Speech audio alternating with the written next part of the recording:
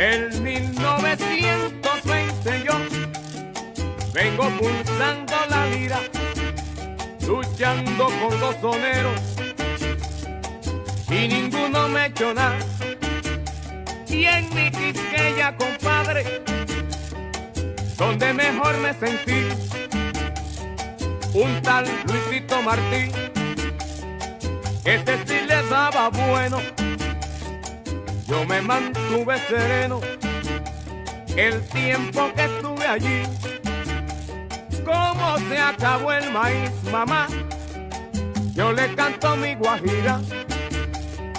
Como se acabó el maíz, mamá, ahora canto mi guajira. Y dice: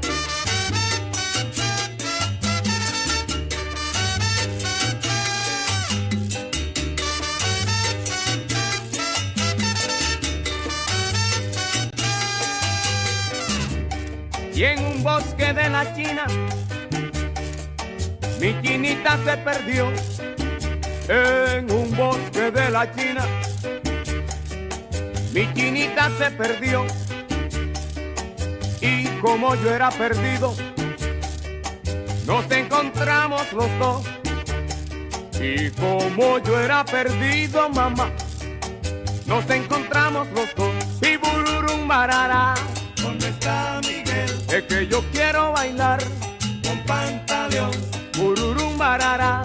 ¿dónde está Miguel? Mira, yo quiero gozar Con Pantaleón, cuatro paredes a solas conmigo, como lloramos y como sufrimos.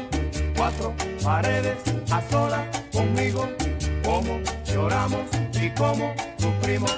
Cuatro paredes a solas conmigo, como lloramos y como sufrimos. Cuatro paredes a solas conmigo, como lloramos y como sufrimos. Cuatro paredes a solas conmigo, como lloramos y como sufrimos. Cuatro paredes a solas conmigo, como lloramos y como sufrimos. Y una tarde estaba yo tranquilito y merendando. Una tarde estaba yo tranquilito y merendando. Me encontré una matemática. Bajo los principios de la Organización Internacional del Trabajo, nace la Central del Trabajo CTU-USTRAC, una nueva propuesta sindical que fortalece el mundo del trabajo en Colombia. Si requiere asesoría frente a situaciones de vulneración de derechos humanos y laborales, comunícate a través del WhatsApp 318-275-4217. Afíliate al sindicato USTRAC. Nacimos para servirte con diligencia y lealtad. Hola amigos de CTU Radio y de la Unión Sindical Colombiana del Trabajo USTRAC, bienvenidos una vez más a nuestro programa, su programa Radio Salsa 1920, que como todos los sábados se transmite a las 5 de la tarde por nuestro canal de YouTube. Les hablan Robin Borges y David Ceballos. Hoy nuestro programa número 151, y para esta jornada de sábado salsera traemos un programa titulado Saca las bestias en un lugar de la Mancha, con un invitado muy especial, el gran maestro Fernando España. Fernando, muy buenas tardes, bienvenido. Robin, buenas tardes. Buenas tardes. Gracias, Robin, gracias, David, muy gentiles por esta invitación y por este espacio, esta emisión, y titularla Saca las bestias en un lugar de la Mancha. Gracias, muy amable. Bueno, les contamos a nuestros seguidores que Fernando es uno de los referentes de la salsa, no solamente acá en Bogotá, sino en Colombia. Ya ha escrito varios libros que ayudan a contextualizar mucho lo que es la salsa en Colombia y sobre todo la salsa acá en la ciudad de Bogotá. Entonces, Fernando, empiece con una muy buena introducción sobre este libro, Saca las bestias en un lugar de la Mancha. Bueno, este es un libro que es el tomo 1, que se llama En un lugar de la Mancha y es parte de una saga, de una colección que se titula Saca las Bestias. Y este primer tomo habla sobre la llegada del son cubano a Bogotá y también de alguna manera el origen de la salsa en Colombia y cómo la música cubana comenzó a afectar la cotidianidad, nuestras costumbres, nuestras actividades por allá en el siglo XIX, finalizando el siglo XIX, en el momento cuando Cuba comienza un desarrollo de separarse de España, pero también cuando internamente se está dando un proceso de cubanidad, de reconocimiento de ellos como cubanos, pese a que era una colonia aún. Y era un fenómeno también que se estaba viviendo en otros países de América Latina, pese a que Cuba, como decía, era colonia, pero los otros países de América Latina también se comenzaba a hablar de colombianidad, aunque no de esta manera, ¿no? Sino que no se llamaba así, pero la gente, eso después es que lo llaman ya los científicos sociales de esa manera, pero comienza a identificarse de fronteras hacia adentro, que hay algo que los comienza a identificar, a diferenciarse, los colombianos de los venezolanos, los cubanos de los puertorriqueños, los mexicanos de los guatemaltecos, los peruanos de los chilenos, los bolivianos de los brasileños, hasta los mismos argentinos de los uruguayos, y cualquier comparación de estas, cualquier analogía de estas, con quien fuera, con mayor razón. Comienzan unos procesos en las sociedades hacia adentro y hacia afuera, de verse en a sí mismas a partir de sus fronteras, sus institucionalidades, sus mismas comunidades y lo que había quedado, la herencia española, pero también la presencia geopolítica ya de otras potencias como el surgimiento de los Estados Unidos, la misma Inglaterra, y a intereses también de otras naciones e imperios europeos. Y también comienza una producción a partir de la misma lengua, el mismo idioma, también elementos en las costumbres, en la gastronomía, en el danzar, en la música, hasta en la misma institucionalidad ya comienzan a verse algunas diferencias, ¿no? Aunque no es que sea tan, incluso todavía hoy no podríamos hablar cuáles son las diferencias de un colombiano y un venezolano, para irnos muy lejos. Es muy difícil encontrar quizás diferencias. Comienzan, por ejemplo, ellos cantan el himno de Venezuela, nosotros cantamos el himno de Colombia, pero esas son como diferencias, aunque son sustantivas, en el fondo no son tan adjetivas, si se puede decir así. Pero aún así esos procesos llevaron a que, en el caso de la presencia en Colombia, que entonces eran los Estados Unidos de Colombia, de súbditos cubanos, que todavía no son cubanos, son españoles. Cuba, apenas finalizando ese siglo, en los últimos años y comenzando el siguiente siglo, 19-20, es cuando comienzan ya a ser cubanos. Nosotros sí éramos colombianos. Y entonces estos españoles de Cuba vienen a Colombia encabezados por un ingeniero llamado Francisco Javier Cisneros,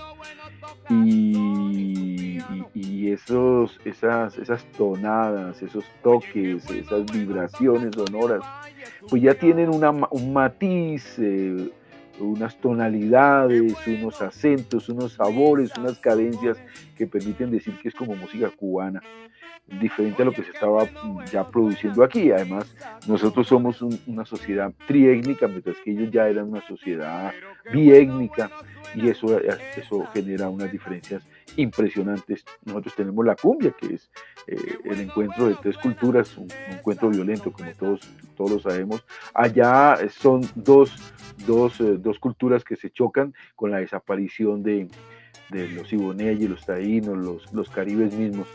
Pero entonces ese desarrollo propio que tiene en Cuba, que es además una colonia muy avanzada, mucho más avanzada que lo que era Colombia, los Estados Unidos de Colombia, por ejemplo, ellos ya tenían ingenieros, nosotros teníamos escasos ingenieros. Ellos ya tenían tren, por ejemplo. Ellos ya tenían la revolución industrial adentro. Nosotros no tenemos la revolución industrial aquí.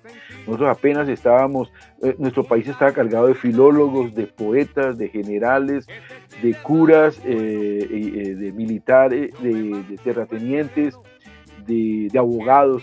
Entonces no había una mirada matemática en abstracto de una sociedad, y eso es una tremenda diferencia. Eso fue algo que hizo que Francisco Javier Cisneros, cuando viene a buscar apoyo, entre esos llevar voluntarios a pelear a favor de los mambises para la independencia de Cuba y de Puerto Rico, porque la Junta Revolucionaria de Cuba y de Puerto Rico, de ahí todo este concepto de aquel de que Cuba y Puerto Rico son las dos alas de un mismo pájaro, y a eso hay que meterle que el tronco es la República Dominicana, ¿no? Eso es una historia muy interesante, y lo sintetizó de esa manera tan poética Lola Rodríguez de Tío, y que muestra qué es lo que estaba pasando en estos, sobre todo en Cuba y Puerto Rico, que seguían siendo colonias españolas, la República Dominicana no. Y este señor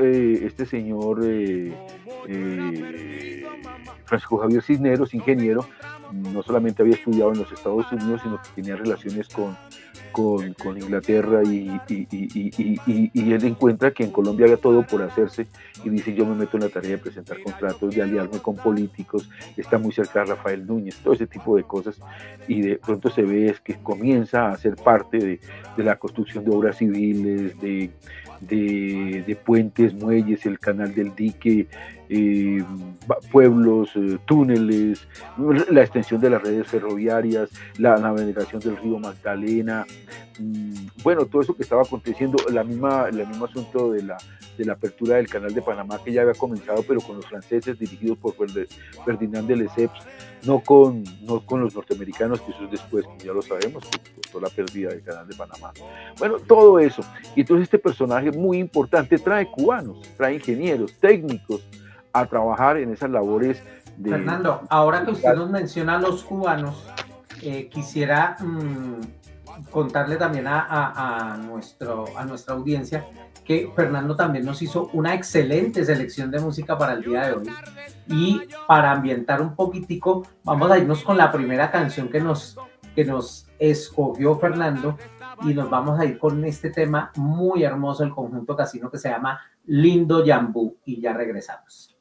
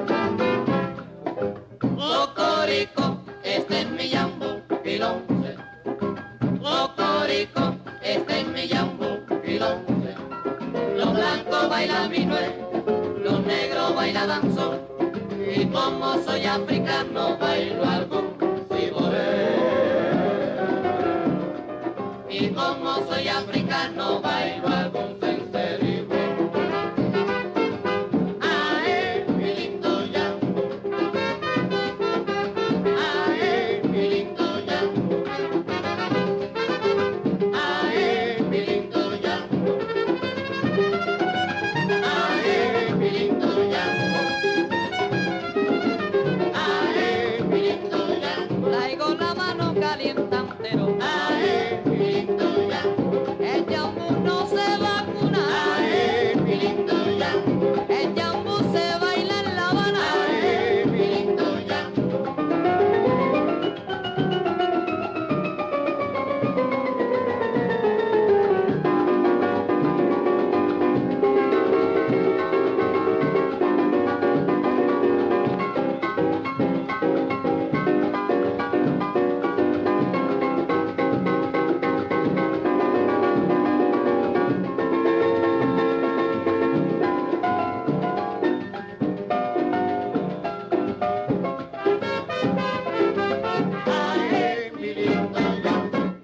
Bueno, y escuchamos Lindo Yambú del Conjunto Casino. Esta es una canción bellísima, Fernando. Yo sé que usted seguro tiene una gran historia detrás de esa canción.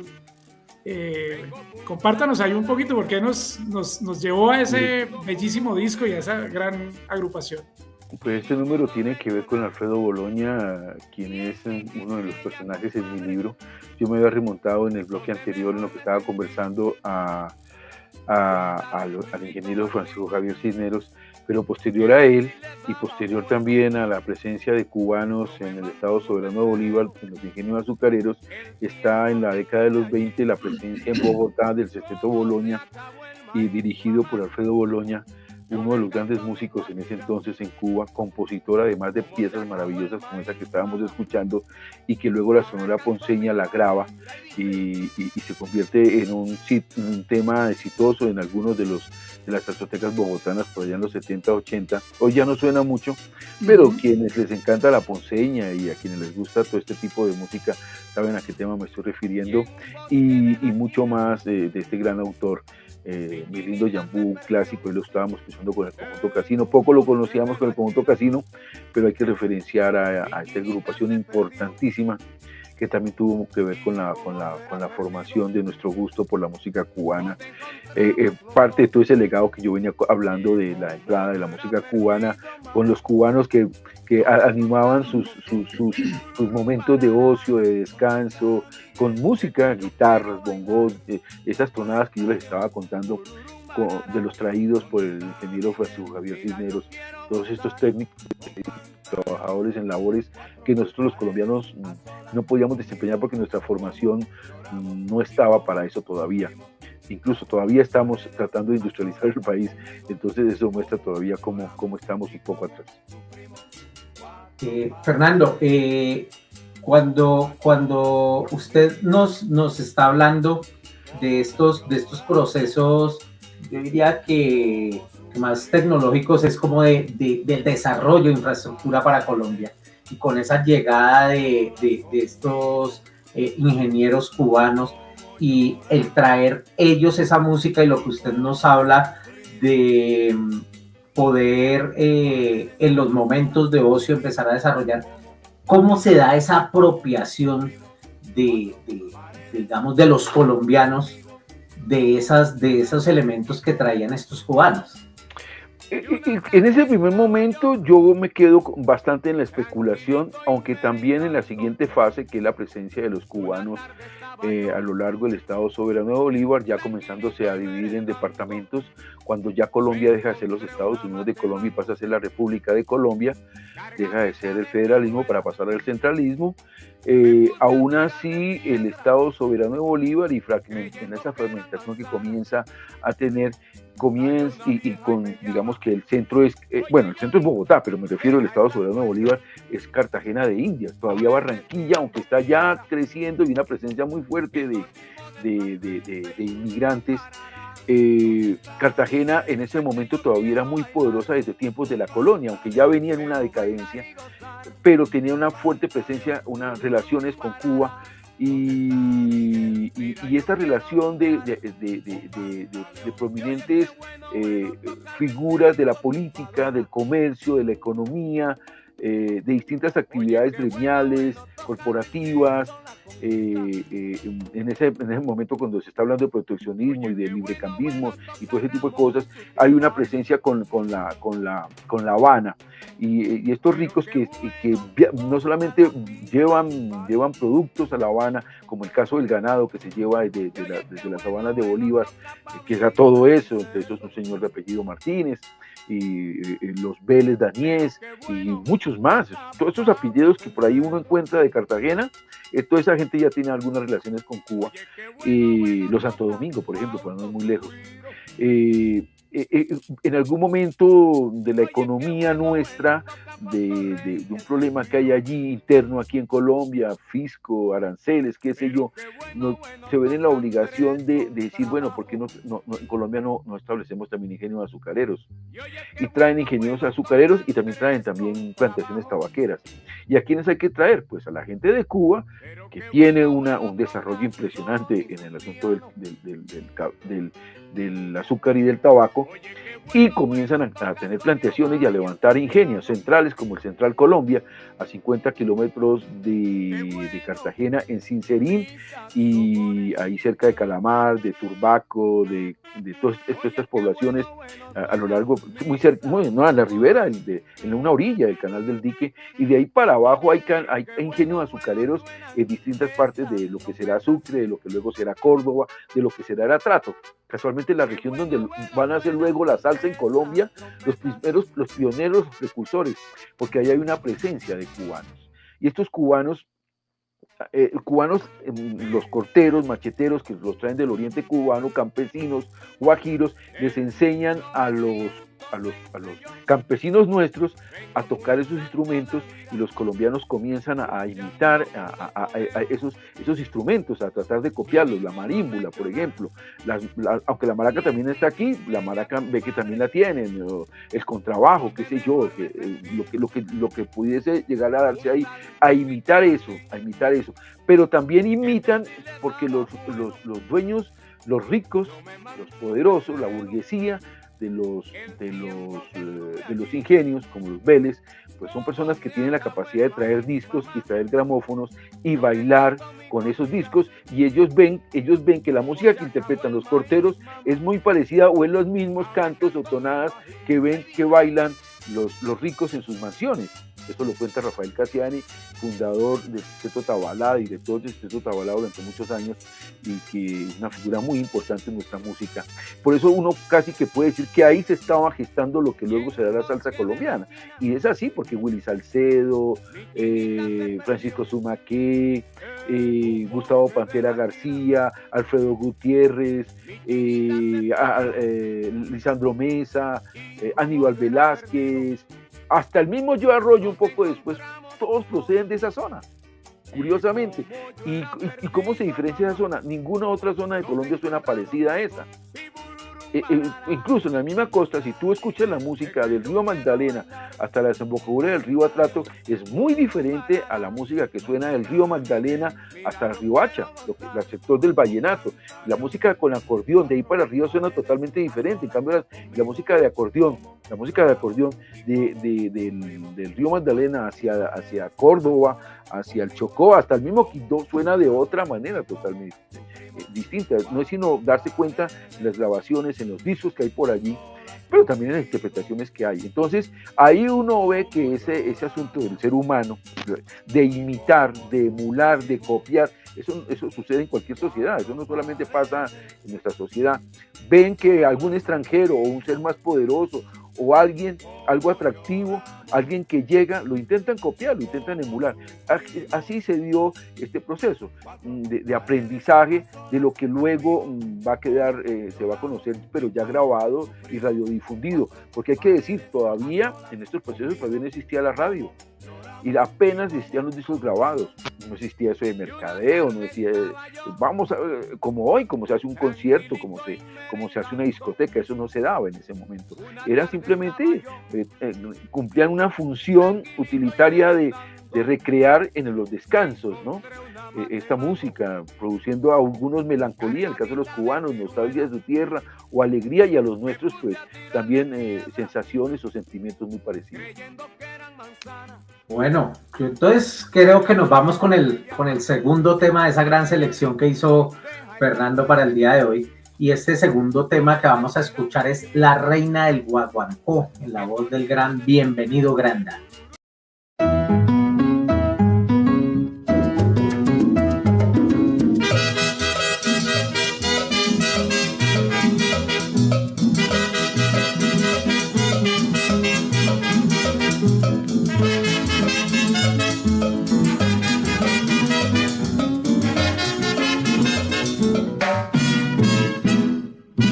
Guamina me trajo, oh vanille, Guamina me trajo, oh vanille, me trajo un loro, de allí de oriente, que dice así, yo soy el negro rumbero, soy el rey del guaguancó, con, allá en la tumba Mabo, con, allá en la tumba Mabo.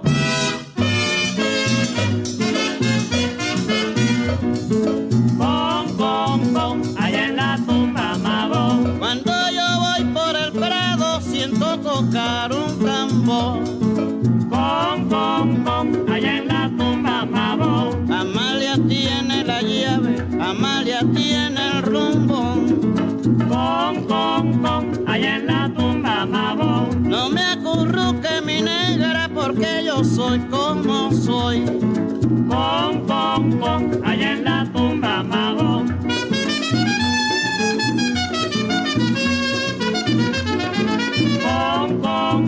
Allá en la tumba Mabo.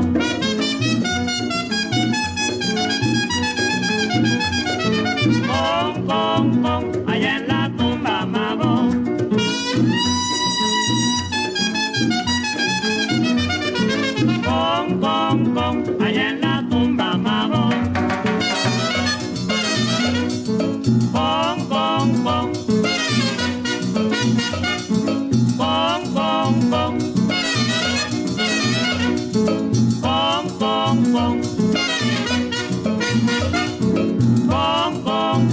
Allá en la tumba Mabo. No me acurruque mi negra porque yo soy como soy. Allá en la tumba Mabo. Amalia tiene la llave, Amalia tiene el rumbo. Allá en la tumba Mabo. Ay, pero mira cosa buena, como bailo mi rumbo. Allá en la tumba Mabo.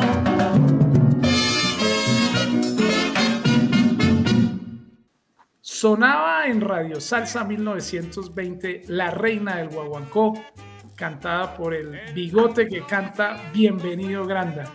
Y hoy quiero decirles que estamos con un invitado muy especial, el gran maestro, periodista cultural, con una amplia trayectoria, Fernando España.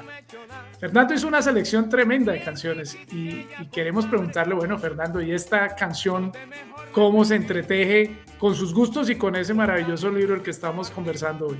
Eso es una canción, una letra, nada más ni nada menos que el mismo Alfredo Boloña, personaje que yo creo del que hoy muy poca información se consigue, pero que yo creo que en 5 años ya va a existir una biografía. Yo creo que este libro va a despertar en Cuba, yo ya lo sé que ha sido así, va a comenzar a causar, bueno, ¿qué es esto que está pasando? Porque los cubanos tampoco saben de cómo llegó el son cubano a Colombia. Siempre se cree que llegó a través de los discos y a través de las emisiones radiofónicas, ya fueran de emisoras locales o emisoras de La Habana que escuchábamos acá.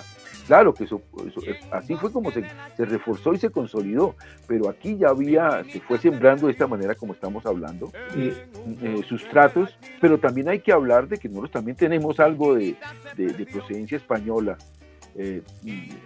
Aunque somos triétnicos, acuérdense que nosotros también, aquí también hay presencia española, por lo tanto no es una cosa que sea tan ajena a nosotros, tan lejana a nosotros, aunque hay que hablar que esta música tiene unas raíces abajuá, y eso sí es bastante diferente de lo que hacemos nosotros, bastante diferente. La comunidad abacuá a la que pertenecía Alfredo Boloña y pertenece Teto Boloña cuando vino a Bogotá, y ahí escuchábamos ese tema, La Reina del Guaguancó, que cantara Bienvenido Granda, quien por los años 50 fue un cantante cubano muy famoso aquí en Colombia, incluso llegó a vivir en Barranquilla algún momento gracias a su fama con la Sonora Matancera. Fernando, esto que usted nos venía narrando, me parece que es bien importante como que le contemos a la gente cómo es esa influencia inicial de lo que yo diría esa tradición oral, ¿cierto? Que yo diría que con lo que usted empezó como a matizar en el corte anterior, es como el origen de cómo se va a gestar todo este movimiento inicialmente, antes de que aparezcan las grabaciones, antes de que aparezca la radio. Entonces, ¿cómo es esa digámoslo así, ese encaje de esa tradición oral y cómo empieza a gestar todo ese proceso? Claro, la tradición oral, el patrimonio cultural, cuentan que, por ejemplo, los palenqueros y la gente de todas esas poblaciones donde habían cubanos, por los ingenios y por las plantaciones tabaqueras, las plantaciones azucareras, la gente comenzó, por ejemplo, a vestirse como los cubanos, a caminar como los cubanos, me imagino y eso sucede también aquí, las mujeres a enamorarse de los hombres cubanos. Me imagino que más de alguno de ellos se quedó en Colombia, y supongo que más de un lugareño debe tener padre cubano o bisabuelo cubano o tatarabuelo cubano en esa zona. Seguro que es así. Aquí uno se da cuenta cuando en un pueblo llega, lo digo porque lo viví así. Nosotros teníamos una tierrita en Albán, Cundinamarca, y ahí en un momento nosotros teníamos una presencia en ese pueblo, por decir algo, y hubo un momento que llegó una comunidad de gente que venía de trabajadores de las empresas petroleras. Llegaron a trabajar, estos trabajadores petroleros llegaron al pueblo, llegaban a rumbear, a gastarse en la platica que les pagaban, y las mujeres se enamoraban de los tipos. ¿Por qué? Porque les parecían curiosos, llamativos, atractivos, distintos a la gente del pueblo. Además, la mayoría eran galentanos, gente que venía de la costa, del área de Barranca Bermeja. Eso es muy visible, pero eso también lo ve aquí uno en Bogotá. Cuando aparece un jugador argentino de fútbol, ¿qué es lo que pasa? Las mujeres miran más para allá que a nosotros, porque no sé qué, y pues eso es muy normal, eso es parte de la psiquis, del comportamiento de los seres humanos. ¿Por cómo no iba a suceder eso en ese entonces también? Con mayor razón. Y si los veían que tocaban guitarras, si los veían que cantaban y encima bailaban de una manera como lo hacen los cubanos, pues con mayor atención iba a traer. Y ya con la cosa oral, pues ya no solamente se transmite oralmente los cantos y se enseña a tocar la guitarra o el bongo o qué sé yo, sino que también comienza a imitarse el habla, ¿sí? Entonces, todo ese cruce de riquezas lingüísticas, sonoras, musicales, cotidianas, van formando lo que hoy con el tiempo se fue perdiendo, pero afortunadamente hay libros que ya registran eso. Un libro como Sextetos Afrocolombianos, que lo sacó La Iguana, de Barranquilla, es un libro del que yo me tomé bastante información.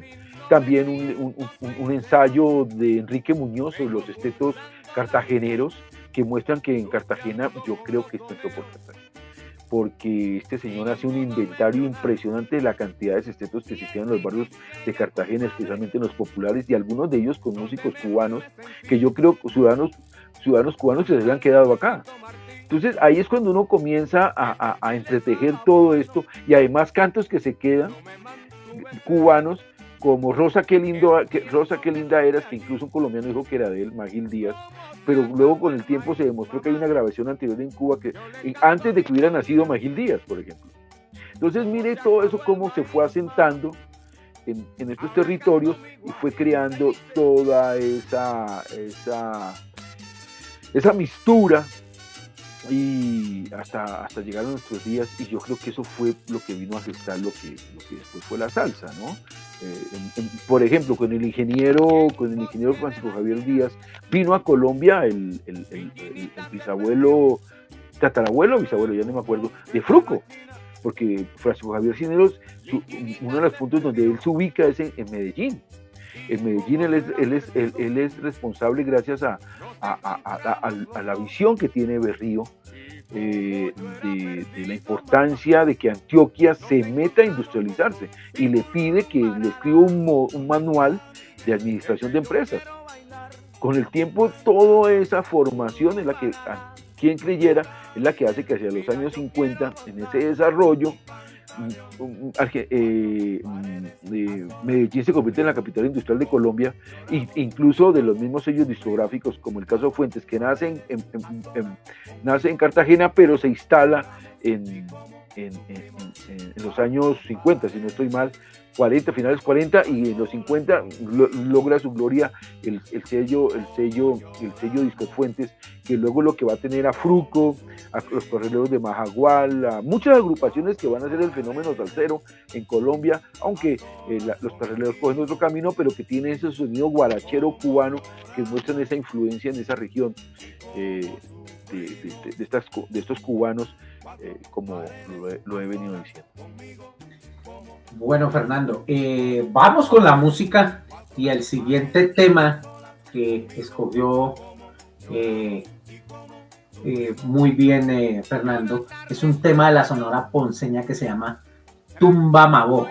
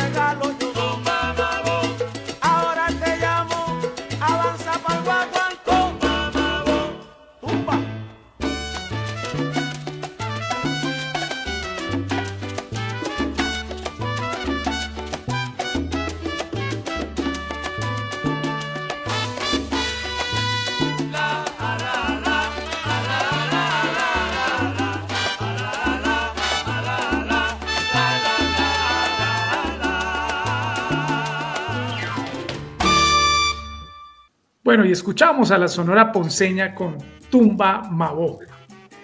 Esta canción viene grabada, Fernando, seguro usted lo sabe, en un álbum que se llama Tiene Pimienta, que sale al mercado en 1975, con dos grandes cantantes, el maestro Luigi Texidor y Miguelito Ortiz, acompañando por ahí en los coros indiscutiblemente el gran Alberto Santiago, Yayo el Indio y por supuesto Marcelino Guerra. Y tiene una connotación especial, es que usted nos ha hablado hoy de un personaje muy particular que es Alfredo Boloña, y esta canción, cierto, es compuesta por él. Compuesta por él también, la conocimos creo que con el conjunto Casino, si no estoy mal, o con el Cuba Habana. Y este tema, Tumba Mabó, hubo una época que se gozó mucho aquí en las discotecas bogotanas, pero nadie sabía que eso era Alfredo Boloña, por ejemplo, y que muestra hasta dónde este señor ha sido tan importante. Y por ejemplo ahí mencionaba a Marcelino Guerra, que si no estoy mal también fue a Abacuá, y Papo Luca, que supongo que es el arreglista de esta pieza, director de La Ponceña y pianista de La Ponceña, también en su repertorio toma muchas canciones, letras abacuás, y se las pone en la orquesta. Yo no sé si Papo Luca tenga algo que ver con la comunidad abacuá, aunque Papo Luca es puertorriqueño y la comunidad abacuá pues es cubana. Y aquí sí no lo he averiguado ni lo he identificado, pero me parece curioso que muchos temas que hace la Sonora Ponceña tengan que ver con los abacuá, con los ñáñigos, ¿no es cierto? Y este Alfredo Boloña pues muestra por qué esos temas se adaptan fácilmente, eso que componía él, esas letras, eso que insinúa esa musicalidad, que pueden llegar a la salsa y convertirse en temas con una gracia especial, con un donaire característico, con un sabor, el espíritu de la obra, y lo entiende bien el arreglista y los intérpretes, y dejan piezas tan maravillosas como esta de Tumba Mabó, que se convirtió en una pieza, como les decía, importante en algunos momentos de la rumba bogotana o de la noche bogotana. Fernando, hace unos días cuando estábamos concretando esta entrevista, hablábamos un poquitico de un fenómeno que se viene presentando, y es que últimamente los académicos, los muchachos que están estudiando y que están haciendo las carreras de historia, de sociología, están inclinándose a empezar a investigar y a hacer sus trabajos de grado con respecto a estos temas salseros. ¿Cómo ve usted ese cuento y cómo podríamos verlo desde esto que usted está haciendo académicamente con la escritura y con la publicación de este libro? Pues yo creo que la salsa es un relato de América Latina. Es un relato con el respeto que me merece la canción mexicana, que me merece el bossa nova, que me merece el tango, el merengue mismo, nuestro vallenato tan querido. Pero yo creo que la salsa es la síntesis de todo, que espero no estar pecando de entusiasta, y es un lenguaje que nos atraviesa, y mucho más a los colombianos, y entre esos a los bogotanos, donde la salsa a partir de los 70 tiene un afincamiento, y muchos de estos muchachos pues crecieron porque en sus casas había salsa, o porque al subirse en un bus escuchaban salsa, o porque los medios han mantenido programas de la salsa, o quizás porque hay profesores que hablan de salsa, o porque bailar salsa es atractivo, o porque tenemos un referente importantísimo que es la ciudad de Cali como capital mundial de la salsa, que se le dice, o porque en el ambiente existe toda una mitología de músicos salseros, Celia Cruz, Chio Feliciano, La Fania Olestal, la Sonora Ponceña, el Gran Combo de Puerto Rico, y todo eso pues está en nuestro ambiente, ¿no? Es muy difícil, pero en el caso de Bogotá, yo creo que tiene mucho que ver en estas nuevas generaciones de la 33. Porque, no, tengo que ver, no, es que les pregunto a ellos, porque en este momento me han entrevistado para bastantes tesis de grado ciencias sociales y ciencias humanas. Y en estas asignaturas ellos han escogido la salsa, que eso deja mucho que ver, y cuentan, les pregunto yo, ¿y ustedes por qué lo de la salsa? Además porque también muchos lo preguntan, ¿y qué tiene que ver la 33? ¿Cuál es la influencia de la 33? Yo digo, wow, ¿cómo les preocupa la 33? Y la 33, una orquesta que nació por allá en este siglo, pero comenzando, pues con esa actitud que tienen, con esa manera de abordar la salsa, un poco ligada como sonaba en los 70, aguerrida, dura, cruda, fuerte, incluso sin atender los cánones de la buena música cubana, sino esa manera hasta punkera y de ska y respetuosa, y eso es válido. Y todos estos jóvenes, al fin y al cabo, todo joven es parricida, permítame, o es rebelde, o quiere estar al margen, o quiere ser distinto, pues ve en ese grupo algo que los identifica y los diferencia. Y no solamente, además porque como decía, nosotros somos tropicales, eso también hay que volverlo, nosotros somos una sociedad tropical y nuestra música tropical también hace parte de lo nuestro. Y si a eso se le suma que también tengo gustos por el rock, por el reggae, por el ska, por el jazz, qué sé yo, hasta por el reggaetón, pues encuentro que la salsa es también mía. Y a ellos hay que contarles que esto viene por allá de los 20, de la música cubana, del son cubano, por supuesto con todo ese recorrido por Nueva York, tan importante, por Puerto Rico, el mismo recorrido en Colombia de los 60 acá, pero también un tiempo atrás, la Sonora Matancera en los 50, un poco atrás el trío Matamoros, y un poco más atrás el Sexteto Boloña, y mucho más atrás los Ingenios Azucareros, y un poco más atrás Francisco Javier Cisneros y sus obras civiles, y a todo eso también sumarle otros agentes como el cine mexicano, que fue tan importante en la formación por la música cubana, por el gusto por la música cubana, que deriva también en salsa, porque el cine mexicano también nos ha formado a los colombianos, por un lado con el gusto hacia la música mexicana, hacia la ranchera. Saben que hay una corriente muy poderosa de la música mexicana en Colombia, tanto que hay ya nuestros como Jason Jiménez, como Paola Jara, como todos estos jóvenes, así como existe también la corriente mexicana, digamos, Vicente Fernández, y también por ahí la corriente de la música cubana, guarachera o del mambo, que nos enseñó a Pérez Prado, a la Sonora Matancera, e incluso esa manera de bailar derivada de los estilos pachucos que se ve en la manera como bailan los viejos guarderos en Cali o como bailan en Bogotá, cuando tanto ese cine, todos esos pasos de acrobacia, un revuelto entre cabaret, cinematografía, espectáculo, competencia, una síntesis ahí de lenguajes que muestran todo este sofrito en que estamos metidos los colombianos y nuestros jóvenes con mayor razón. Bueno, yo creo que entonces vámonos con la siguiente canción, y este es un tema del conjunto Casino que se llama Ñeñe Rubé.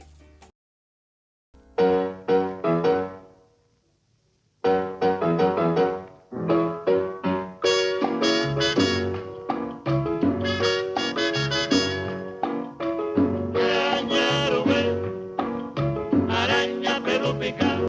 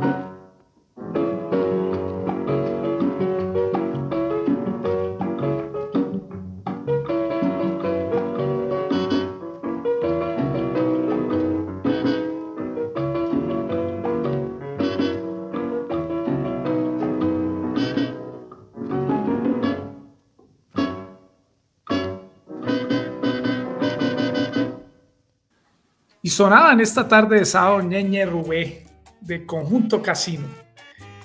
Recordándoles a todos que hoy estamos dialogando con Fernando España, y Fernando nos ha llevado por un camino muy interesante, haciéndonos todo un muy valioso recorrido de cómo se ha logrado contar esta historia a través de su libro, del cual estamos hablando hoy.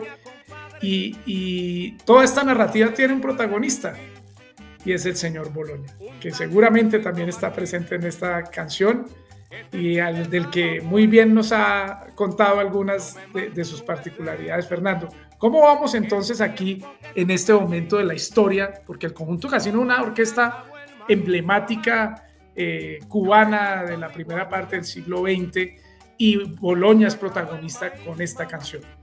Sí, el Conjunto Casino importantísimo en los 40 y en los 50, e incluso todavía, y rival poderoso de la Sonora Matancera, que fue en verdad la que le ganó el mano a mano en Colombia, no solamente al Conjunto Casino, sino a todas las demás agrupaciones cubanas.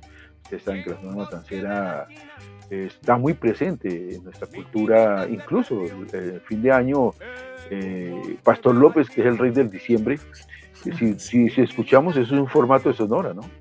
El que pasa es que no toca guaracha, ni toca guaguancó, ni toca rumba, nada de eso.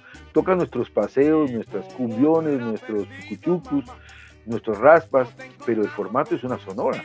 Entonces eso muestra la vigencia de la Sonora Matancera, y para no meternos en más honduras, pero ahí muestra que esa sonoridad tiene una vigencia. Bueno, entonces este tema que escuchábamos, Ñaña Rubén, pues me recuerda mucho a la vieja guardia, porque en los sitios donde está la vieja guardia bailando mambo, pachanga, este tema suena bastante. Yo no sé si ya en este momento ya no suene mucho, pero se desconocía, por ejemplo, que era de Alfredo Boloña, pero si lo desconocían los cubanos, lo conocían muy poco. Imagínense, no lo íbamos a conocer. Si uno busca información de Alfredo Boloña en las mismas redes, uno no encuentra. En los libros cubanos no encuentran mayor información de Alfredo Boloña. Yo me vine a enterar de Alfredo Boloña gracias a César Pagano, que escribió un artículo sobre la rumba en Bogotá, sobre la fiesta en Bogotá, y había una línea ahí dedicada al Sexteto Boloña, y a mí se me quedó eso. Y yo dije, wow, ¿qué es esta cuestión? Pero en el momento no lo asocié. A medida que aparecieron más lecturas, el Cuellan Bao y Alejo Carpentier, también un libro que Pagano me permitió fotocopiar, que él me lo obsequió, me permitió que lo fotocopiara, que habla de los sones cubanos, un libro de Jesús Blanco Aguilar. Ahí habla de la presencia del Sexteto Boloña en Bogotá, y muchos otros aspectos, apuntes por aquí, por allá, pero artículos sueltos. Yo dije, esto hay que articularlo, porque aquí hay algo interesante. ¿Cómo es posible que haya en Bogotá, hacia mediados del siglo XX, de la década de los 20, haya estado en Bogotá un grupo cubano de la categoría, según lo que se cuenta, del Sexteto Boloña, a la altura del Sexteto Nacional o a la altura del Sexteto Habanero, para mencionarles dos, y que nadie cuente eso? Aparece otro libro que me trae mi hija de La Habana, que se llama La Habana tiene un son, de Oropesa. Ese libro fue fundamental porque en medio del caos me entregó una información que también la vine a articular aquí a todo esto, y yo dije, wow, esto está aquí, esto ya está cocido y me voy a ir por acá, y comienzo a cocinar, y encima aparece algo importante, en medio de toda esa preguntadera mía: ¿qué hacen 6 negros cubanos en Bogotá? En una ciudad fría, paramuna, andina, 2.600 metros más cerca de las estrellas. Hermoso lema, por cierto. Quiero hacer un chiste, Fernando, con respecto a lo que usted acaba de decir. ¿Qué hacen 6 negros cubanos acá en Bogotá? En algún momento decían, o vienen a tocar música, o vienen a entrenar gente en deportes, porque eran para lo que más venían los cubanos acá. Sí, pero los cubanos después de los 60, ¿no? Sí, claro. Pero en ese momento estos cubanos eran, yo no sé si analfabetas, pero yo sí creo que eran analfabetas. Sí, era gente, o apenas sabían leer. Era gente, aquí soy muy atrevido, debía haberlo investigado.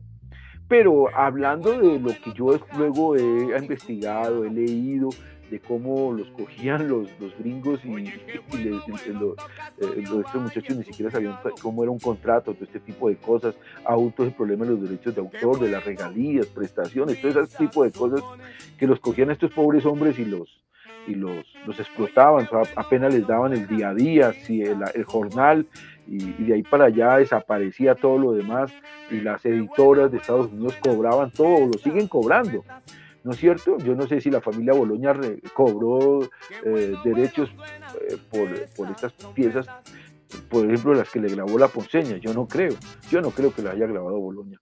Bueno, entonces, y las que van a seguir apareciendo, porque esto, mira, de un momento a otro van a aparecer por lo menos 50, 60 obras de Alfredo Boloña. Entonces, ¿qué hacían estos personajes en Bogotá? En una ciudad que casi, aunque había una breve clase media, se dividía una clase media que eran más bien funcionarios del Estado que trabajaban en el comercio, porque no había empresas, habrían algunos talleres artesanales, una que otra fábrica, la Bavaria de Cobb, de Luis de Cobb, una famosa de losas que quedaba, otra de ladrillos, pero no era una cosa así, una ciudad industrial, por las problemáticas que estamos hablando, que Colombia era un país más de filólogos, poetas, abogados, curas y militares y terratenientes. Entonces era muy difícil que hubiese una sociedad industrializada, aunque a nosotros nos tocó Inglaterra no nos puso la revolución industrial acá, y nos puso fue a consumir, ¿no es cierto? Ahora hay una disputa muy fuerte que ¿quién fue mejor para nosotros? ¿España o Inglaterra? Eso ha comenzado a darse, incluso hay ya un debate muy poderoso al interior de España, donde hay un intento de recuperación de la hispanidad, y eso es muy importante porque ha comenzado a hablarse de otra manera. Hay unos estudios ya en España impresionantes sobre la presencia española más allá del mero saqueo, de la misma conquista o de la misma violencia o de la misma invasión. Hablan de una presencia. Ahora, nosotros no tenemos industria y ahí es donde pierden los españoles, pero a nosotros tampoco nos dejaron industria los ingleses, para que uno diga, wow, esto fue así. Y ustedes que tienen que ver con el asunto sindical lo saben mucho mejor que yo. Si hay movimiento sindical, obrero, organizado, es porque hay una industria poderosa. De lo contrario, no lo hay. Tiene que haberse esa dialéctica y eso se presente después, pero bueno, eso no vamos a hablar ahorita. Aunque ya en ese momento ya se estaba presentando algunos choques entre proteccionistas y librecambistas, entre ellos habían trabajadores artesanales que tenían que ver con todo esto de las reivindicaciones sociales, salariales, jurídicas y qué sé yo. Entonces, ¿qué hacen estos 6 negros en Bogotá? Donde la fuerza está en una minoría descendientes de españoles, acompañada de algunos europeos, los criollos y los extranjeros, y también los guaches, la gente de Ruana, los campesinos, mestizos y qué sé yo, y muy pocos negros además, muy famosos, 2 negros un poquito atrás, Candelario Beso y luego Jorge Artel, los poetas estos maravillosos de las negritudes, incluso pioneros del negrismo, que va a ser muy importante en Cuba y que en mi libro algo lo intento asumar. Y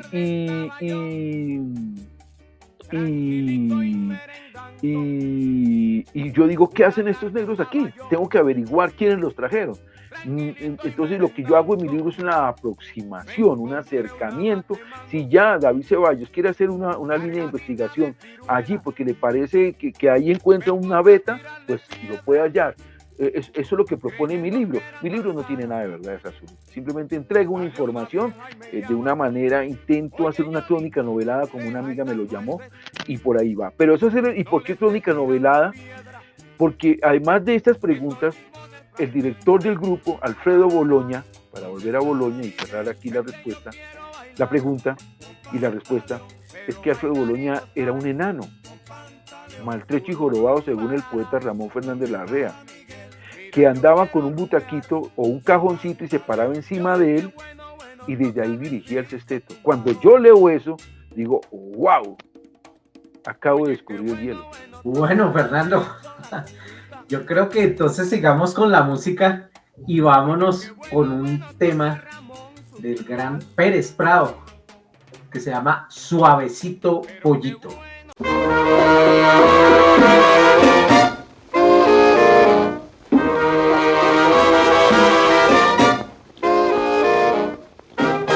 Vaya, no,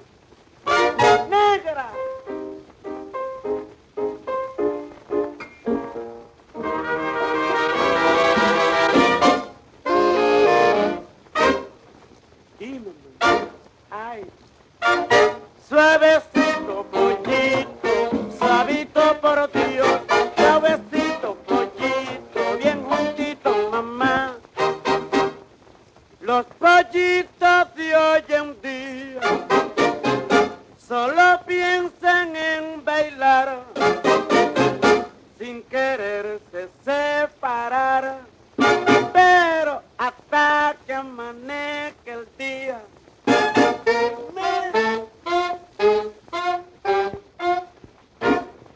no, pero dime pollo, suavecito pollito, suavecito por Dios, suavecito mami, suavito por Dios. En el barrio del Vedado se me enamoró un pollito y salimos muy solitos a recorrer todo el prado. ¡Vaya! ¡No se ría! Dime una mentira aunque sea, mamá. ¡Ay! Suavecito pollito, suavito por Dios, suavecito pollito, suavecito por Dios. Anoche allá en Mariana, pero conmigo bailó Panchita y gozamos de lo lindo y me apretó un poquito. Suavecito, qué sabrosito, pero suavecito pollito, suavito pollito, chiquitico, ay muy tiernecito, mamá, no, no, no, sí, no, no, no, no, no, no, no, caballero.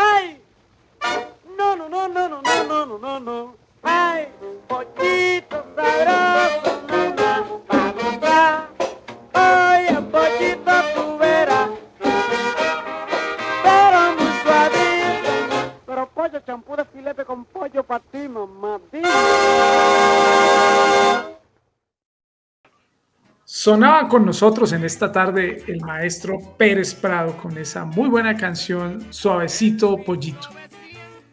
Hemos venido hablando de personajes muy importantes dentro del libro de nuestro invitado Fernando Espan. Yo, muy inquieto por el tema, Fernando, si me lo permite, por ahí me pegué una buscadita de dónde, y ese último dato que usted puso ahí sobre Boloña me llamó la atención. Entonces yo me fui a buscar información sobre el Sexteto Boloña. Encontré con una cosa que si quiere usted más adelante nos cuenta, que seguro la tiene por ahí registrada, y es que el Sexteto Boloña grabó en Nueva York para la Columbia Records. Eso digamos que ya da alguna dimensión de la magnitud de del Sexteto de Boloña. Pero también hay otros personajes que aparecen en su libro, Fernando, ¿cierto? Sí. Y quisiéramos que en esta oportunidad, no se quede con la respuesta, con el comentario de lo que me iba a decir, sí. Pero quisiéramos avanzar preguntando, bueno, ahí hay otro gran personaje del mundo de la salsa, que es Johnny Pacheco, cierto, que aparece también en su libro. Bueno, permítete corrijo una cosita, no, aunque luego grabó con otras cajas discográficas, fue con la Broadway. Sí, sí, y vos contaste que aquí había un estudio de ellos. El Salón Broadway. Sí, aquí hubo. El Salón Broadway hubo en Bogotá un Salón Broadway. Y ese Salón Broadway de una importante disquera de los Estados Unidos. Porque aquí también en la geopolítica del son hay que hablar de la geopolítica política, económica, militar, diplomática y muchas cosas más de Estados Unidos. Estados Unidos, la geopolítica del son se da por la geopolítica de los Estados Unidos. Si hubiéramos tenido a los chinos, pues el son sonaría de otra manera. Tenlo seguro, porque van a orientar la producción de otra forma. Sus estudios de grabación los chinos van a grabar de otra manera, o los holandeses, no, o los mismos españoles. No, aquí son los estadounidenses los que van a determinar las horas de duración. Bueno, son los equipos, la tecnología, el desarrollo de los equipos de grabación, de las planchas en que se va a grabar la música. Entonces los cortes duran 3 minutos, por decir algo. La música antes duraba una eternidad. Un tema de estos sonaba, entonces hay que arreglarlo, el tema, hay que producirlo, el grupo hay que ensayarlo y decirle esto no puede sonar más de 3 minutos para que quepa exacto allí y lograrlo meter ahí. Y que quede ahí, porque eso va en un disco y luego esos discos tienen una capacidad, un tamaño, una durabilidad, qué sé yo, y no pueden, un disco no puede ser gigantesco, sino los tamaños, y además girar unas tantas revoluciones por minuto, y el gramófono o fonógrafo tiene que ser así, o vitrola. Bueno, entonces ellos graban por la Brunswick, que era en ese entonces muy poderosa, poderosísima como la Victor, y tenía en Bogotá el Salón Brunswick. Y el Salón Brunswick lo dirigía un señor de apellido Correa, y el señor Correa, yo sospecho que él también pudo haber sido la persona que trajo al grupo, a este grupo, como también lo pudo haber traído Germán Arciniegas y sus amigos de la pequeña Habana, que ya tenían aquí porque descendían de cubanos, porque es que Germán Arciniegas descendía del prócer cubano Perucho Figueredo, ¿sí? Y aquí había incluso unos cubanos que habían quedado de las obras civiles desarrolladas por Cisneros, y otros también en ese ir y venir de los asuntos del azúcar y de la presencia en Bogotá, porque ya el país centralista, ya había que hacer leyes acá, y los costeños ya tienen una presencia aquí, las élites, los Dávila, los qué sé yo, ya tienen en Bogotá mansiones y viven acá porque hay que estar cerca del Congreso donde se legisla, igual que pasa hoy, porque hay que mover cosas a nuestro favor, de nuestras tierras, nuestros negocios, igual que pasa hoy. Entonces el Salón Brunswick era donde se presentaban, él vendía los discos y los gramófonos, además de otras cosas. O sea, estaba la tienda, la boutique, llamémoslo decir así, pero también había un salón internamente donde entraban los señores muy encopetados y él les ponía la música, eran audiciones musicales. Y no solamente el único, la Víctor también tenía lo mismo, la Víctor. Entonces, y además este señor Correa mandaba los discos, mandaba las partituras de agrupación de compositores colombianos, las mandaba a Nueva York, allá las grababa la orquesta del estudio de la Brunswick y los mandaba. Y dice música hecha para música, sello registrado para, ya no me acuerdo el nombre, discúlpenme la memoria, espero aquí tenerlo en el libro. Ay, Dios mío, nos va a comer aquí, pero ustedes me lo permiten, discúlpenme. El Salón Brunswick en la ciudad escondida, así se llama el libro, registrado por el Salón Brunswick de Bogotá, ¿sí? Y esas agrupaciones las presentaba, ahí si eran pequeñas, y si eran más grandes, o sea, el disco lo mandaban grabado ya para venderlo aquí, desde Nueva York. Aquí montaba la orquesta con músicos colombianos y con los papeles mismos que había enviado allá, y los presentaba en el Faense, en el Municipal o en el Olimpia, que eran los teatros en ese entonces de moda en Bogotá, ¿sí? Y entonces yo supongo que ahí también se presentó, si era de Brunswick, ya que hay un Salón Brunswick, seguramente se presentó el Sexteto Bologna ahí. Es muy posible, si atendemos a las maneras como se mercadea la música. Si entonces se mercadeaba como se mercadea hoy. Yo hubiera querido investigar eso. Le dije, no, yo lo dejo así como, si el señor Robin Borges quiere hacer ahí una línea de investigación, hágalo. ¿Sí?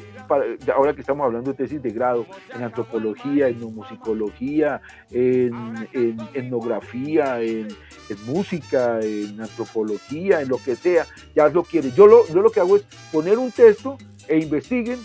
Y yo por eso lo hice novelado, aunque no es una novela, y yo tampoco soy un literato.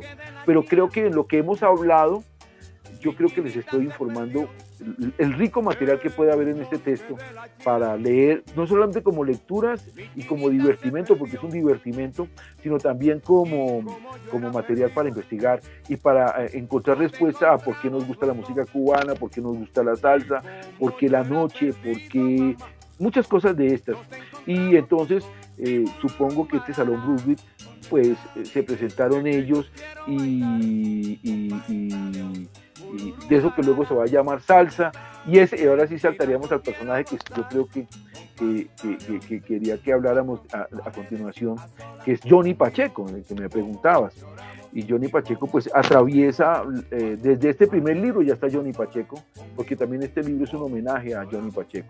Y con esto quiero contar en esa transversalidad cómo esta historia hay que escribirla desde entonces, pero también cómo de alguna manera todo eso que hace Pacheco lo recoge de todo esto, y Pacheco va a aparecer en los siguientes 3 tomos cada vez con mayor fuerza en el siguiente tomo, que tiene que hablar con lo que pasó en las décadas siguientes a la llegada de Boloña, que digamos que es el momento de la rumba criolla y del trío Matamoros. Luego viene un tercer tomo que habla un poco de la zona matancera y también los grandes salones como Lucho Bermúdez, Pacho Galán, Alex Tobar, todos esos. Y el cuarto periodo, que es de los 70 para acá, que digamos que es la salsa y que yo ya la viví. Y Johnny Pacheco, que es para mí una figura importante, tan importante que para mí es uno de los 100 hombres que más influyeron en el siglo XX a la humanidad, aunque nunca le fue reconocido.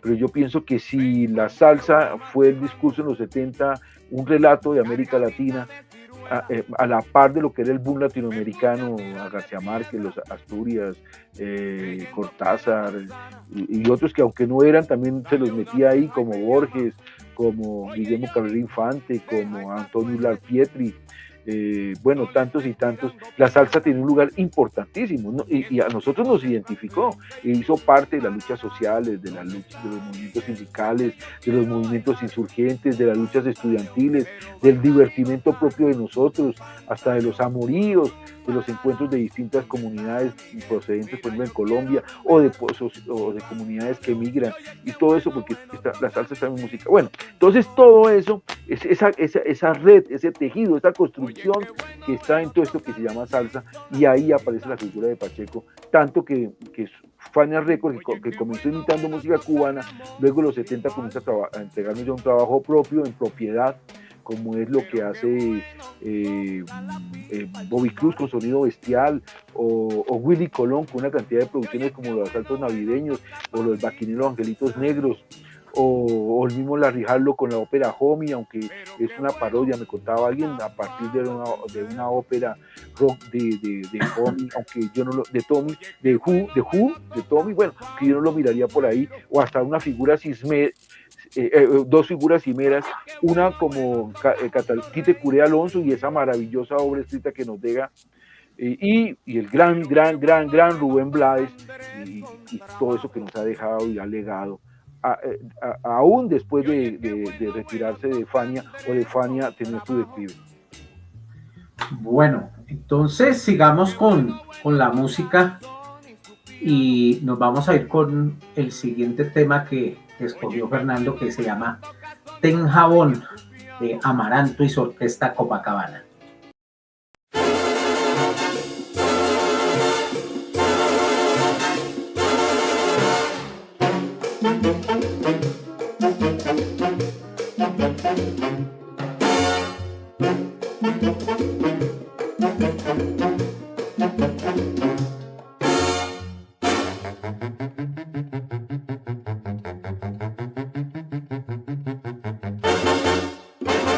Yo sí tengo un tumbadito que todo lo quieren coger de mí.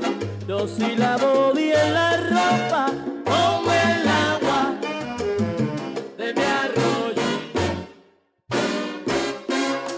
Es ropa más sucia para la lavandera.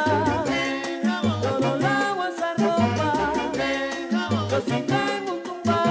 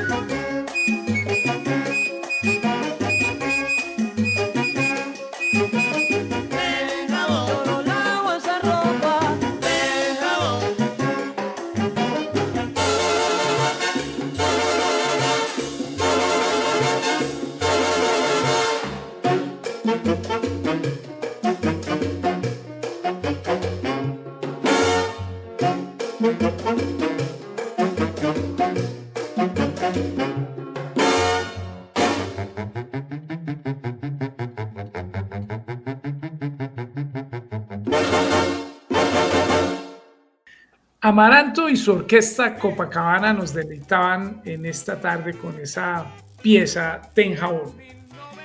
Y el escritor de la pieza es el mismo escritor de las piezas anteriores. Hoy vamos a salir especialistas en Boloña hoy. Ya en Bogotá más de una persona está hablando de Alfredo Boloña. Total, sí. Y aquí lo hemos nombrado toda la entrevista. Me imagino que ustedes han estado en charlas y se habrán dado cuenta que, oye, aquí es ese personaje. Sí, total. Yo creo, voy a decir algo, espero que no me vayan a hundir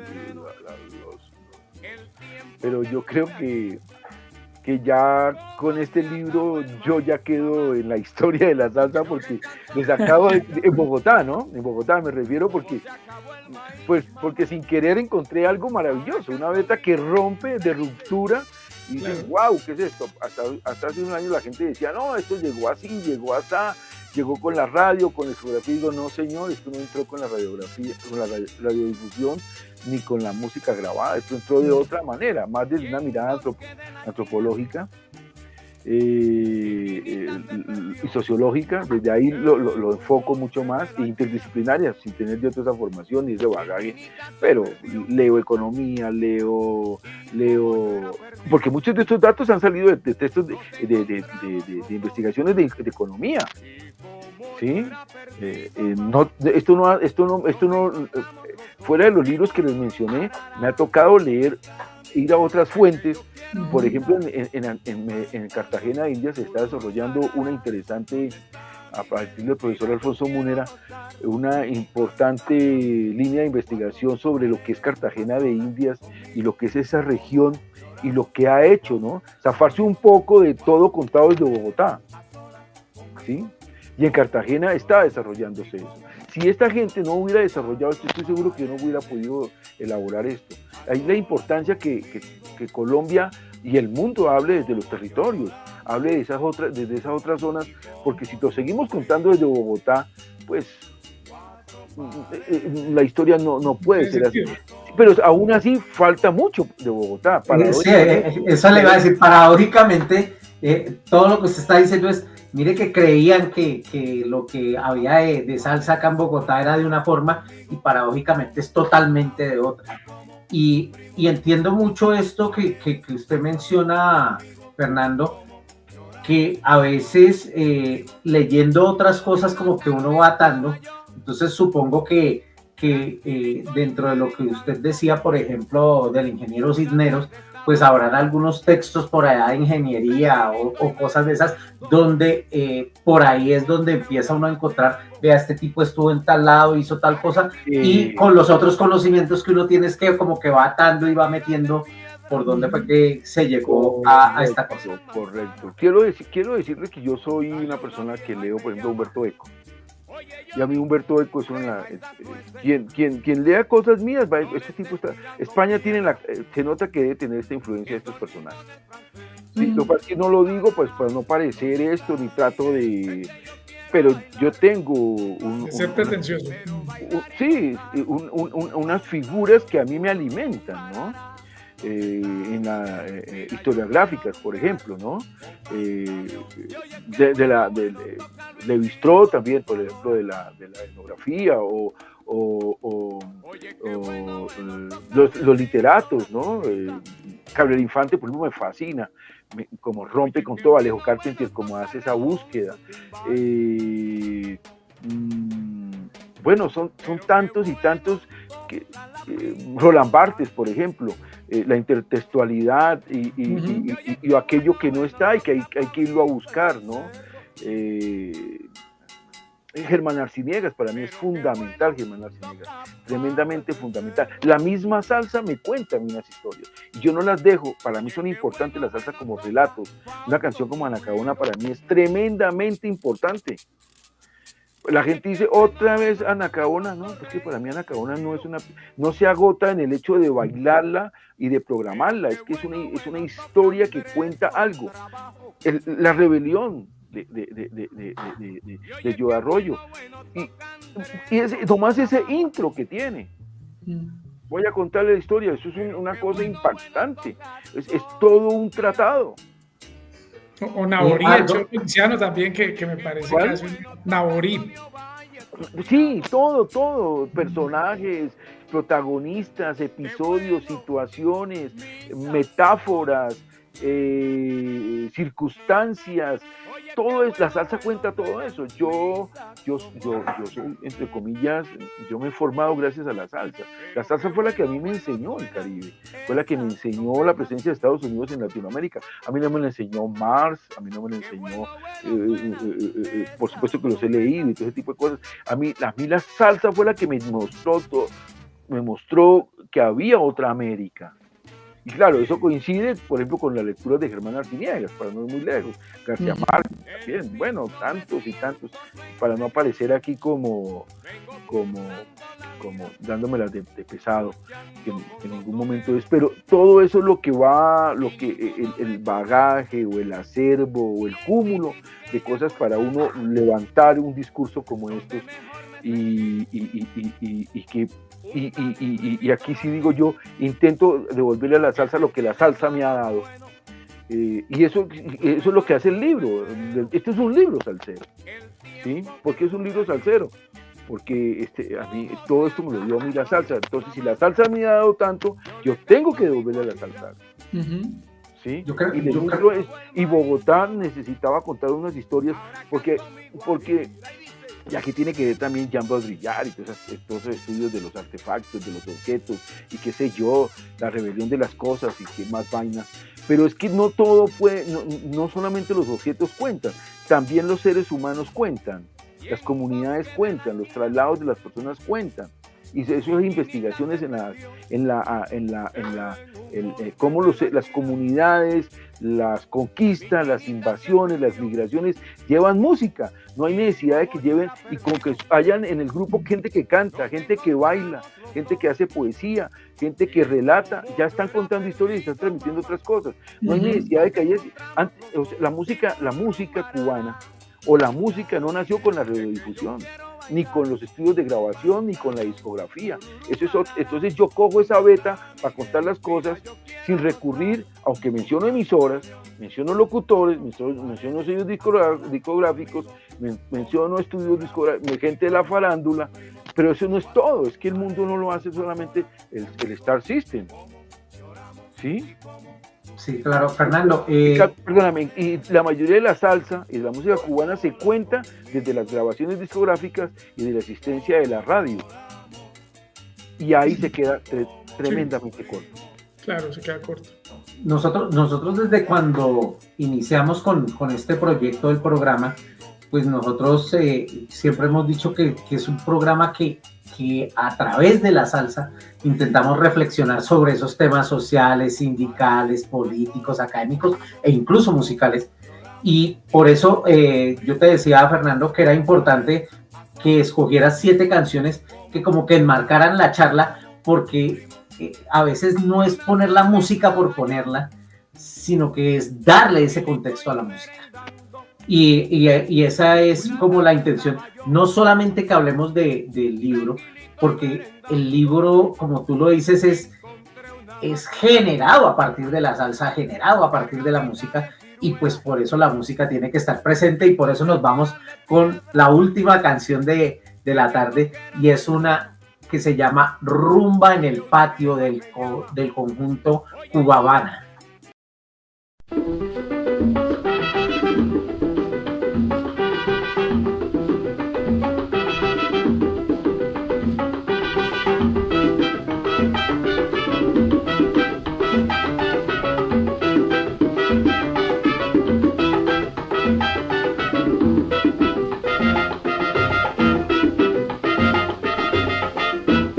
La rumba se ha formado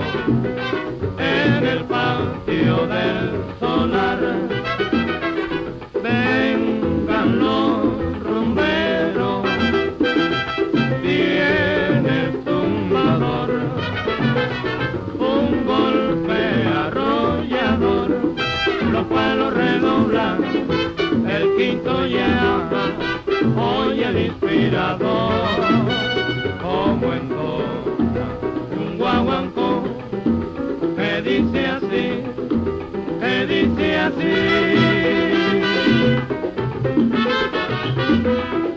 Ahora sí, la rumba está buena.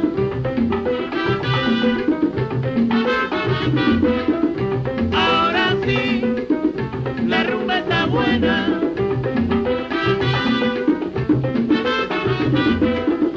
Ahora sí, la rumba está buena. Ahora la rumba está buena. Ven a gozar mi morena. Ahora sí, la rumba está buena. Ay, cuando tú sales a bailar, te dicen cosita buena. Ahora sí, la rumba está buena. Ay, mira la rumba, la rumba, la rumba, la rumba, la rumba, la rumba, caramba está buena. Ahora sí, la rumba está buena. A mí me mata la pena si tú no bailas morena.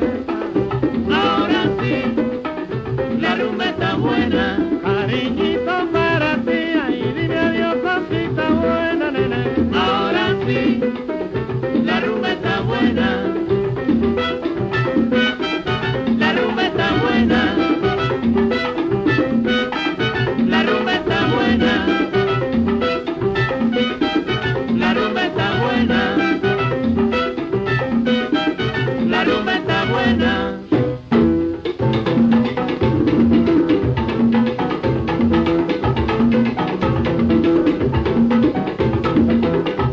Candela, candela, discípulo, discípulo.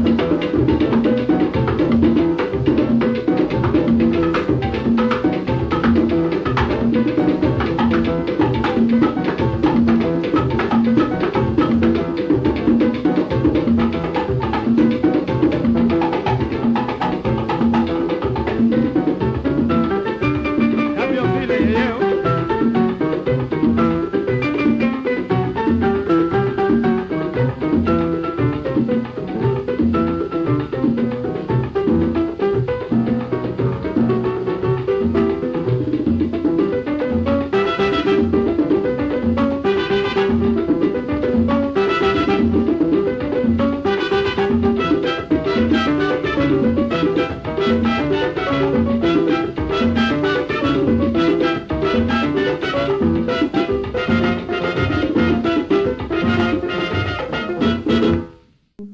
Y estamos escuchando esta tarde de salsa a Rumba en el patio del conjunto Cuba Habana.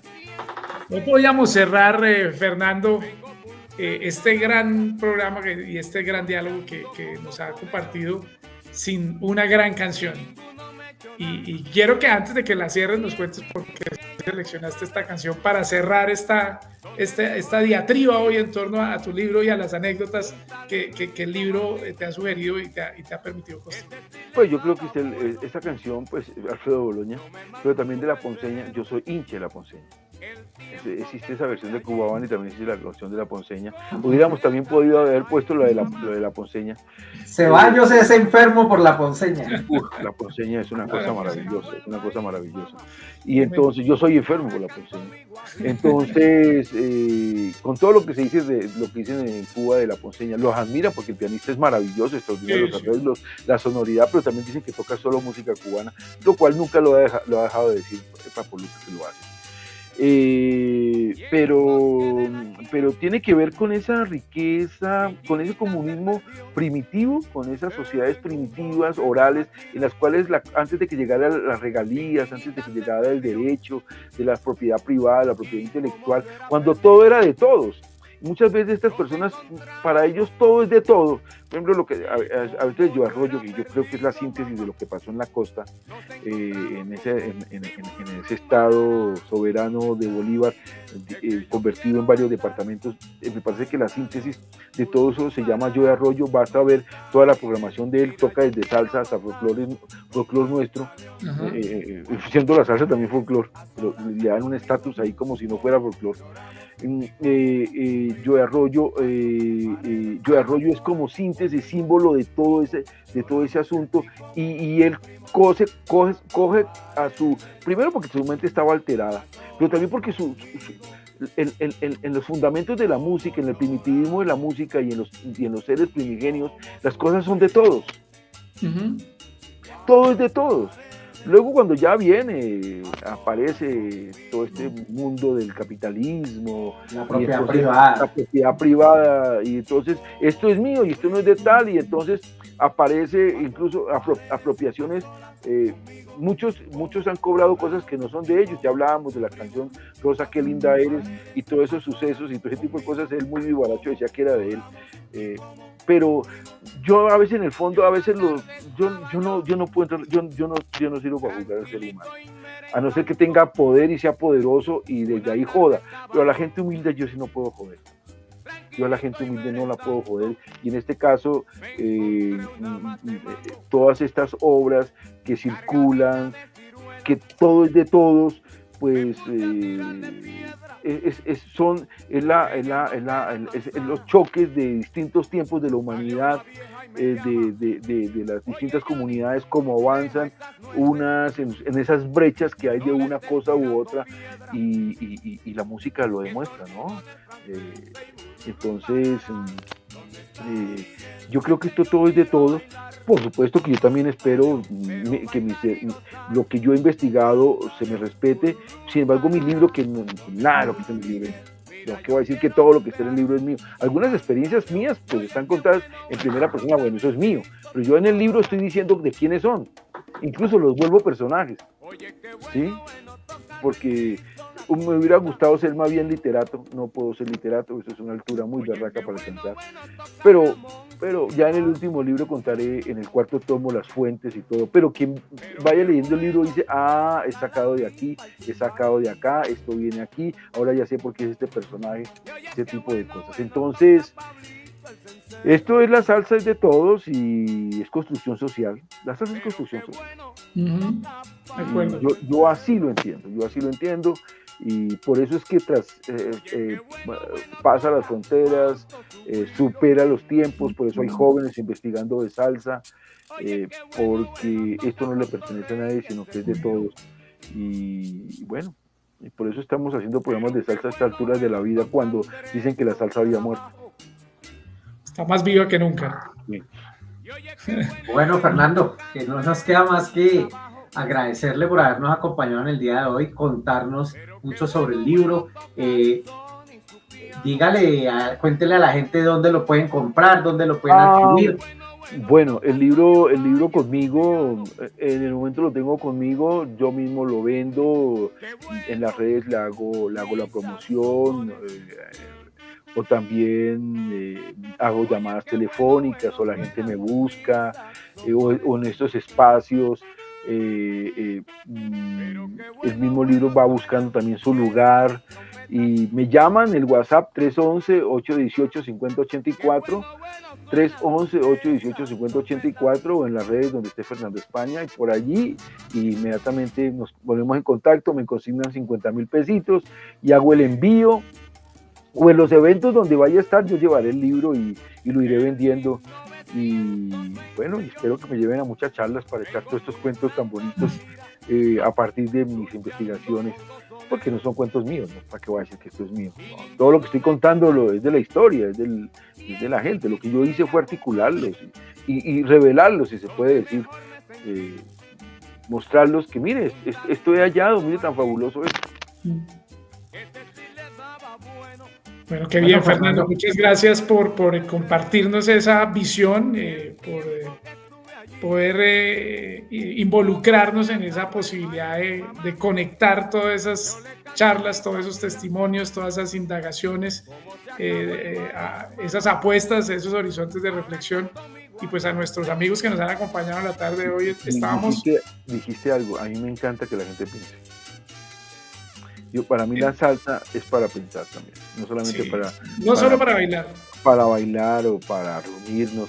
La salsa también se lee, se ve, se piensa y hace pensar. Sí, disculpa que te haya interrumpido. No, está perfecto. Y eso, cualquiera que me conozca, yo pongo a la gente a pensar. Y de eso se trata, de siempre dejar ahí en el comentario con esa suspicacia que le genere la inquietud a todos. Y seguramente hemos quedado con muchas inquietudes.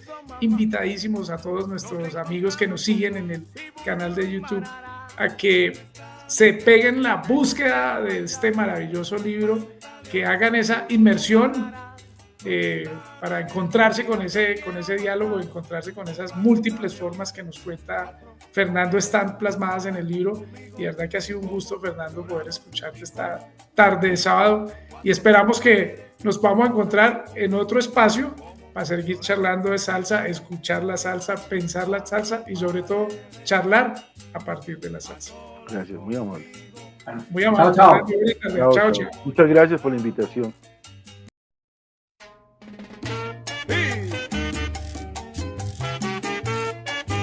Todos los sábados a las 5 p.m.